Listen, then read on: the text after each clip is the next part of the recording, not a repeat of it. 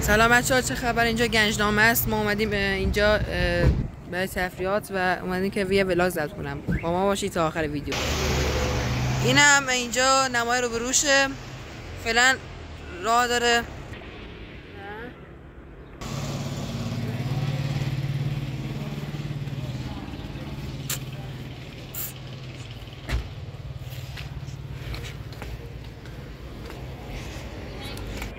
اونم از جای فروشگاهشو اینجاست.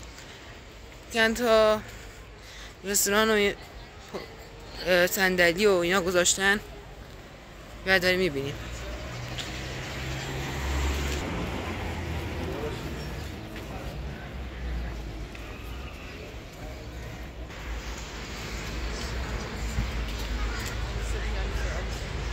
اینم از اون باغاش گوجه سبز هم داره تازه.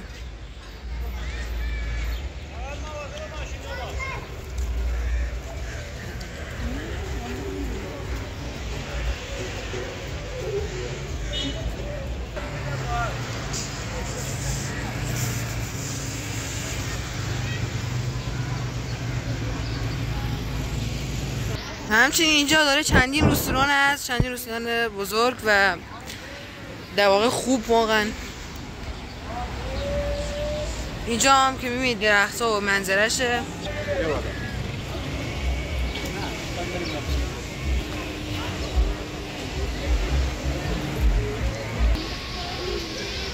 اینجا که فعلا اولاشه.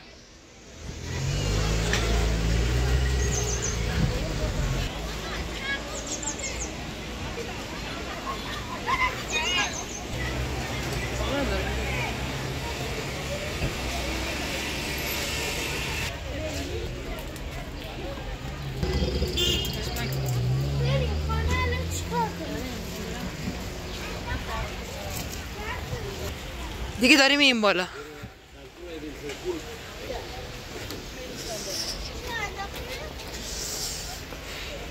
با این چند تا جای بلال فروشی و در واقع چند تا هم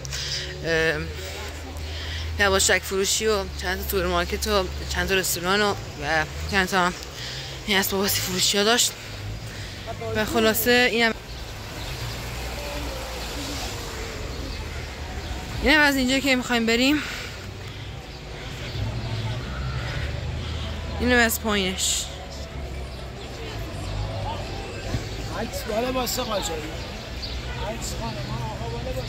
اینجا عکس با لباس قاجاری میگن خانوادگی. این هم یه جویی که وسطش هست. اونم چند تا عکس که نمونه که با لباس قاجاری عکس میگیرن در یه قاب خاص و مناسب.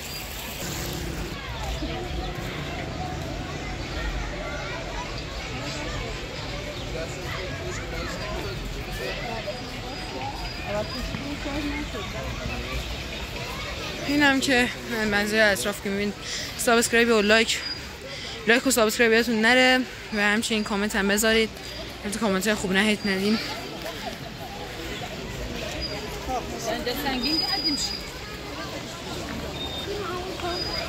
این هم از کوههای بلندش.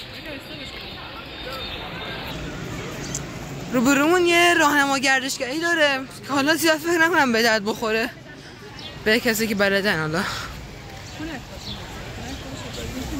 ویدیو رو قطع کنم تا زمانی که به آبشار برسیم. آبشار هم اونجاست که میبینید. داریم نزدیک میشیم. اونم که از گنجنامه است. اونم که میبینید الان بهش میرسیم. اوناش چهره و کاریکاتور. داریم نزدیک میشیم. یک کم دیگه مونده. اصلا زاویه دوربین دور نشون میده ها. این هم از اون آبشاری که گفتم الان میریم. فعلا اولاشه. اونم ادامش.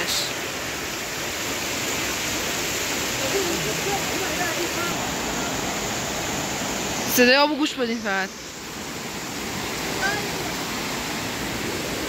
میشه پا بذاری توش، رنگ یه جوریه که میشه رفت توش واقعا.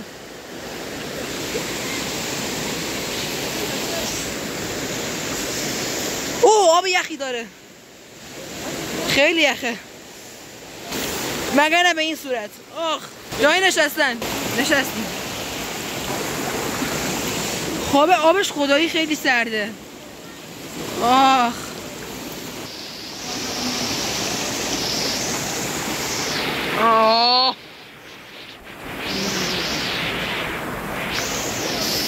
من که جرئت نمی‌کنم دیگه بازم برم توش، خیلی وحشتناکه، اینقدر سرده. یه راه دیگه